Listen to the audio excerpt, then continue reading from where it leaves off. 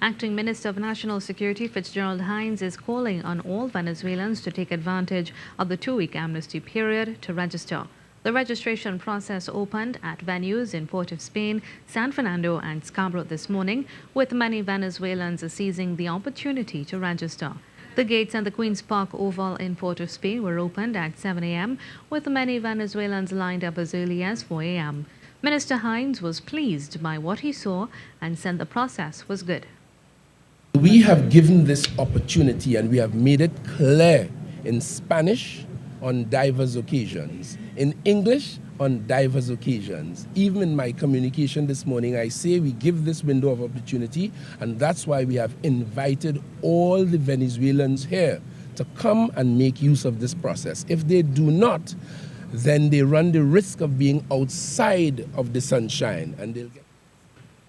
Christopher Watkins told TTT News this country can benefit from the process, as many Venezuelans with tertiary level qualifications are among those registering. Countries get in. Once they're able to work legally, they paying taxes, they're going to be paying NIS, it's a win-win for everybody. In the Southland as well, scores of Venezuelan nationals gathered at the Achievers Banquet Hall in San Fernando on day one of the migrant registration process. One migrant, Philip Clement, said the process, though welcome, was causing some frustration. With this paper, we have to go to the cyber to take up another paper. Then we have to put all the requires on that paper. So we should have that here.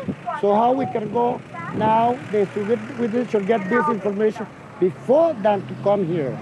So I can understand that very good, but it's the process.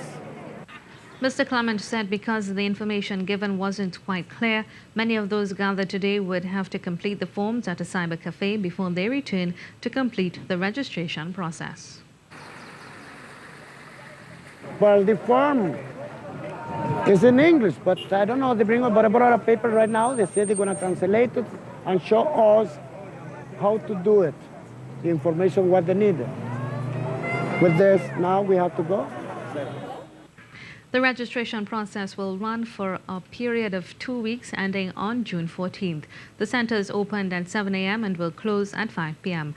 Applicants are required to walk with essential documents, which included 2 copies of the completed registration form, passport, cedula of each family member in Trinidad and Tobago, birth certificates, marriage certificate, proof of address in Trinidad and Tobago, 2 passport-sized photos, or any other documents deemed necessary.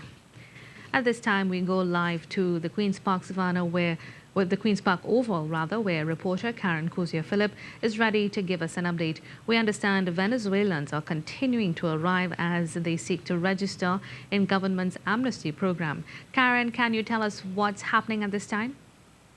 The process for the registration of Venezuelan migrants is still underway here at the Queen's Park Oval.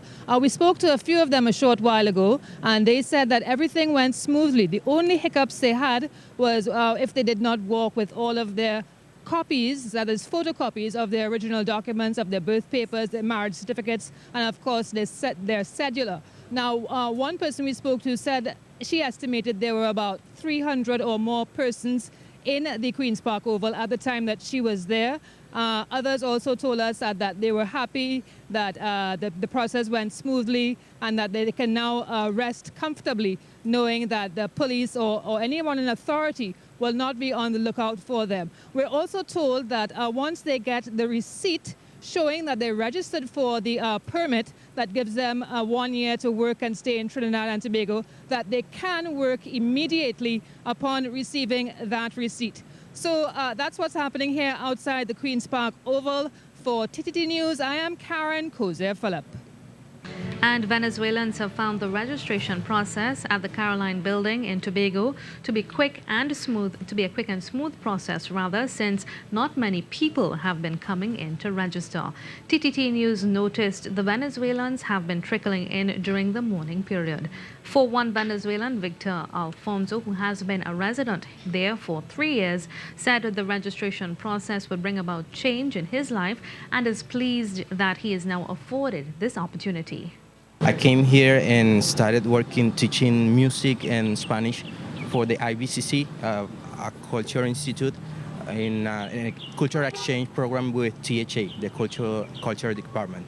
And so far, it's been a great experience. It's been wonderful. I love Tobago. I feel it like my home now. And I always say, I'm going to be someday a Tobagonian. It's peaceful. It's quiet. I love people here. They are so kind. Everyone here has made me feel home since the very first day. In an earlier story, we heard one migrant say the registration form is in English only. The Ministry of National Security, however, maintains that the form for Venezuelans is available in English and Spanish online. However, the form needs to be completed in English only.